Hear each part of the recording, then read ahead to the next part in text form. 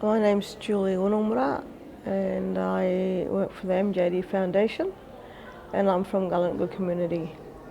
When I got to learn about MJD, I had no one beside me. My mum was struggling and I didn't know what she was suffering, so it affects the whole family in the household because there is other families who are suffering from the same disease which they don't know. I went through that experience on my own, but family is really important. Make sure you involve all your family and all that support that you have there. Well, building that trust with the clients is, as I said in the beginning, is going and meeting the client, the family, what environment they're living in. That's the main important thing, and building that trust. If you build that trust, you can communicate better, help care for this client and care for the family because they are at risk as well, and making sure that that family is aware of what they're suffering and this family is happy for us to pass information to the other family members, to the extended families. So there's no shame or blame involved. Hi, my name's Beverley Marcusson. I'm a Wiradjuri woman. I'm 56 years old and I'm a cancer survivor. I was one of the lucky ones, and through early intervention, I believe that's why I'm here today. I don't know anything about my family history because I am a part of the stolen generation, and I was taken when I was a week old from my biological mother. So I started thinking, should I go and try and see if this is a part of my family line? I went and asked the doctor, could I please go to a genetics service?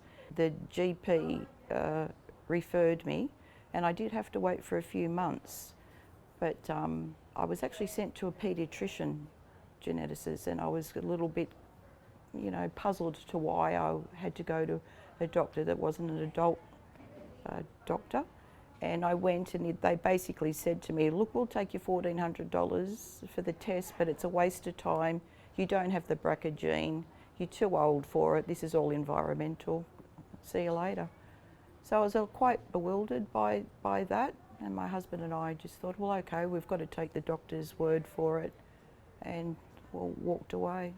But there's a lot of people that wouldn't understand. They can find out if they think something's wrong. If the GPs are looking after these people, they need to be able to tell them and refer them to the right pathways to be able to use genetic services. My name is Louise Brown. I'm the Aboriginal Hospital Liaison Officer at Boag Hospital, and I work for the Western New South Wales Local Health District.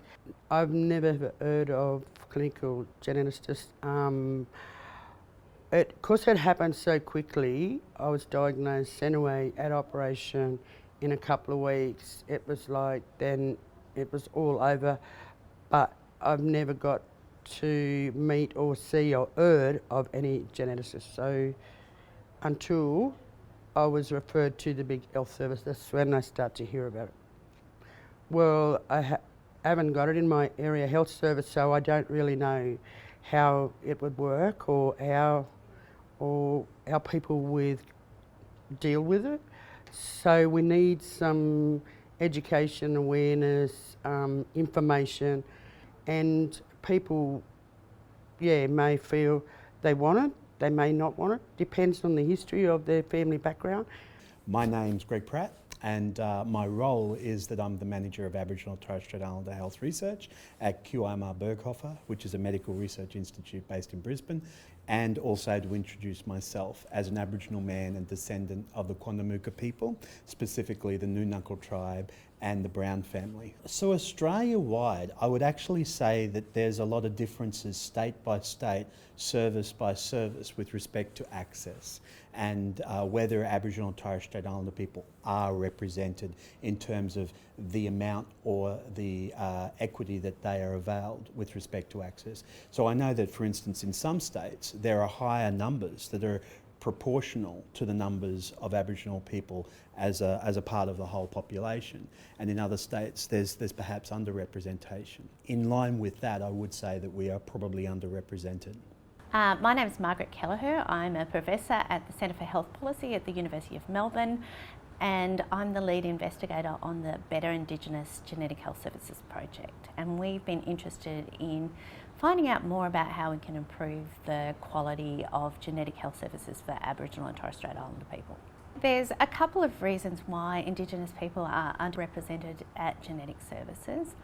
I guess one of them is that most referrals to genetic services are through specialist care, which means that there's a lot of steps and hurdles people need to go through before they get to genetic services. One of the other reasons is there's probably limited knowledge about genetic services and the reasons why you might refer people at primary healthcare services, which is where most Aboriginal and Torres Strait Islander people get their care.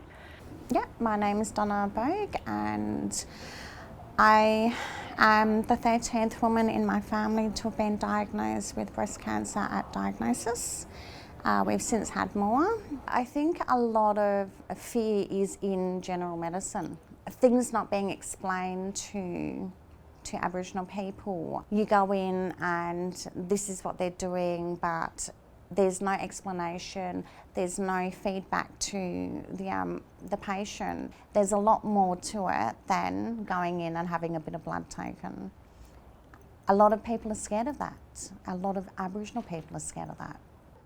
Well, if you understand that First Nations people in this country are one of the most highly researched human beings on this planet, and in the past it really hasn't been very kind to them. And so even though it may be genetics, if you can think under the banner, the health system has been very cruel in the past. Like most things, Aboriginal people are at disadvantage because they have less chance of even getting to an appointment in a hospital. They live in remote areas. They have less access to communication. So I think all of the things that face Aboriginal and Torres Strait Islander people every day in Australia is just amplified when it comes to new technologies. So the fear is that they won't be able to benefit in the amazing health advances that genetics and genomics are bringing to Australia. We're trying to address that issue for training genetics doctors by actually trying to get more Aboriginal people involved as genetic counsellors and to train as clinical geneticists as well. It's just the resources are difficult, and also it's sometimes very difficult to take a person from a remote community and expect them to study for 6 years in the big smoke because of basically the cultural issues. We have a one-size-fits-all, but it doesn't really fit Aboriginal people very well. Recently in Queensland, we did a number of workshops throughout Queensland, and we went to some very remote communities as well as some rural and regional and metropolitan communities. People are not sure of what genetic services entail. So as we did all of our workshops, one of the things that came up is that I don't know about this, but I really, really want to know more about this. I can see the potential application. So it's not a resistance or reluctance, it's rather very much the opposite. There's an appetite for it and an interest in the space, but also an appetite and interest in more information that informs me about the space.